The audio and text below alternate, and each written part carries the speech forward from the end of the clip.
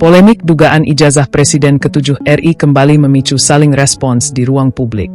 Kali ini, kader Partai Solidaritas Indonesia, PSI, Dian Sandi, menanggapi desakan Rai Suryo yang meminta agar dirinya turut ditetapkan sebagai tersangka. Desakan itu muncul karena Dian disebut sebagai pihak pertama yang mengunggah dokumen ijazah Joko Widodo di media sosial. Dian menegaskan bahwa proses hukum tidak bisa ditekan oleh opini atau dorongan pihak tertentu. Menurut dia, kepolisian bekerja berdasarkan mekanisme penyidikan. Tahapan dalam proses hukum pidana untuk mengumpulkan bukti dan menentukan ada atau tidaknya unsur pelanggaran. Polisi tidak perlu didesak.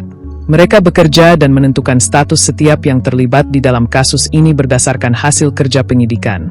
Kata Dian kepada Kompas.com, Kamis, 12 Februari 2026.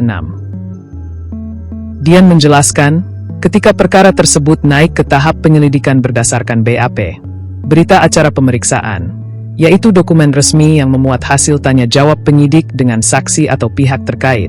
Aparat penegak hukum tidak menemukan adanya niat darinya untuk mencemarkan nama baik Presiden. Ia juga menyebut telah memenuhi panggilan penyidik beberapa kali sejak dilaporkan pada Mei 2025. Saya dilaporkan Profesor Yusuf Henuk pada bulan Mei 2025 dan sudah memenuhi panggilan dari penyidik berkali-kali. Saya rasa itu sudah clear, ujarnya. Menurut Dian, fakta bahwa dirinya telah menjalani proses pemeriksaan dan tidak ditetapkan sebagai tersangka menunjukkan bahwa penyidik telah mengambil keputusan berdasarkan alat bukti yang tersedia. Menanggapi desakan yang terus disuarakan, Dian menyarankan Rai Suryo dan pihak-pihak lain untuk melakukan refleksi atas pernyataan yang pernah mereka sampaikan terkait Jokowi.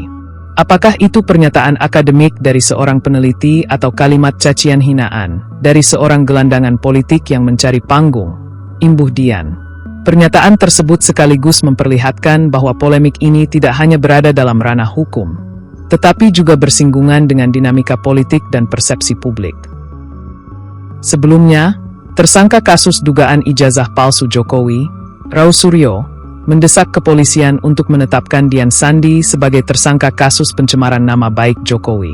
Ia menilai, Dian lebih tepat menyandang status tersangka karena salinan digital pertama dokumen ijazah Jokowi berasal dari akun media sosial miliknya. Dengan adanya lampiran ini yang kemudian sudah diterima ini kemudian menegaskan untuk kami menuntut kepada kepolisian untuk tidak hanya menjadi saksi, tapi menjadikan tersangka saudara Dian Sandi utama. Tutur Rai kepada wartawan di Mapolda Metro Jaya, Rabu, 11 Februari 2026. Rai mengatakan, dokumen yang diunggah Dian pada 1 April 2025 menjadi dasar penelitian yang dilakukan dirinya bersama Rismon Sianipar dan Tifauzia Tiasuma. Ia menambahkan, dokumen tersebut telah dibandingkan dengan salinan resmi yang diperoleh Bonatua Silalahi dari Komisi Pemilihan Umum, KPU, RI melalui gugatan di Komisi Informasi Publik, KIP. Menurut Rao, kedua dokumen tersebut identik sehingga dianggap sebagai validasi atas hasil penelitian mereka. Bonatua yang hadir sebagai ahli juga menyampaikan hal serupa setelah melakukan perbandingan dokumen.